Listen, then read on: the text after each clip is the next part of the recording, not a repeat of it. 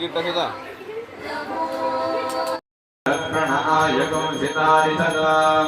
दर्शनानं समर्पयामि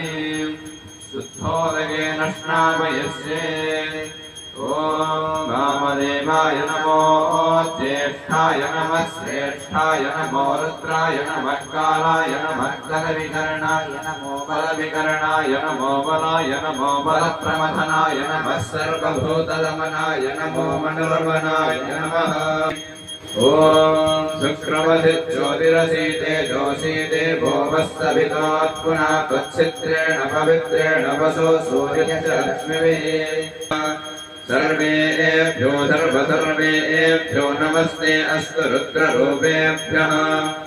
सुपरितायते मधुश्चरन्ति सिन्धवः माध्वीर्णो सन्तोषति मधुनक्नमुतोषसि मधुमक्मार्तिवगुण्ड्रजः मधुद्यौरस्तु नः पिता मधुमानो वनस्पतिर्मधुमागुम् अस्तु सूर्यः माध्वर्गावो भवन्तु नः मधुस्नानं समर्पयामि शुद्धोदकेन स्नापयस्ये ॐ तत्पुरुषाय विद्महे महादेवाय धीमहि तन्नो रथं समर्पयामि ॐ स्वादो भवस्य दिव्याय जन्मने स्वादुरिन्द्राय सुहविदुराम्ने स्वादुर्मित्राय वरुणाय समर्पयामि